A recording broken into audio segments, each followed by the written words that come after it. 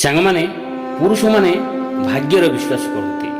ଶକ୍ତିଶାଳୀ ପୁରୁଷମାନେ କାରଣ ଏବଂ ପ୍ରଭାବରେ ବିଶ୍ୱାସ କରନ୍ତି।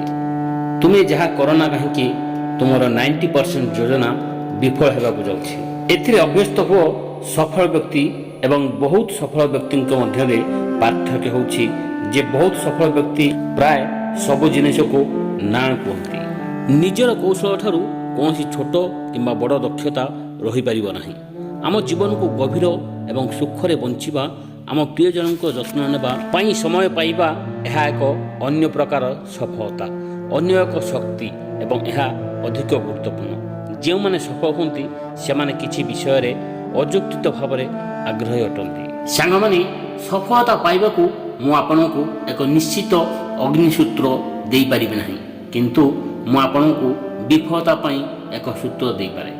ସମସ୍ତଙ୍କୁ ଖୁସି କରିବାକୁ ଚେଷ୍ଟା କରନ୍ତୁ। ଯୁବକମାନେ ଚତୁର ହେବା ପାଇଁ ଯଥେଷ୍ଟ ଜାଣନ୍ତି ନାହିଁ ଏବଂ ସେଥିପାଇଁ ସେମାନେ ଅସମ୍ଭବକୁ ଚେଷ୍ଟା କରନ୍ତି ଏବଂ ଏହା ହାସଲ କରନ୍ତି। ନିଜକୁ ପଚାରିବାର ଏକମାତ୍ର ପ୍ରଶ୍ନ ହେଉଛି, ଏହି ସଫଳତା ପାଇବା ପାଇଁ ଆପଣ କେତେ ବଳିଦାନ ଦେବାକୁ ପ୍ରସ୍ତୁତ ଅଛନ୍ତି? ଆପଣ ଲୋକମାନେ ଭାବୁଥିବା ପରି ସଫଳତା ଲୋଭୀ ନୁହନ୍ତି, କିନ୍ତୁ ଅମୂଳକ। ସେଥିପାଇଁ ଏହା କାହାକୁ ସନ୍ତୁଷ୍ଟ କରେ ନାହିଁ।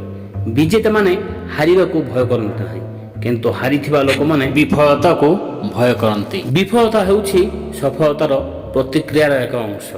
ଯେଉଁମାନେ ବିଫଳତାକୁ ଏଡ଼ାନ୍ତି ସେମାନେ ମଧ୍ୟ ସଫଳତାକୁ ଏଡ଼ାନ୍ତି। ପ୍ରକୃତରେ ସଫଳତା ବ୍ୟକ୍ତି ହେଉଛନ୍ତି ସେହି ବ୍ୟକ୍ତି ଯିଏ ନିଜକୁ ଉଦ୍ଭାବନ କରିଛନ୍ତି। ସଫଳତା ସୁଖର ଚାବି ନୁହେଁ, ସୁଖ ହେଉଛି ସଫଳତାର ଚାବିକାଠି। ଯଦି ତୁମେ ଯାହା କରୁଛ ତାହାକୁ ଭଲ ପାଅ, ତୁମେ ସଫଳ ହେବ। ଜୟ ଜଗନ୍ନାଥ।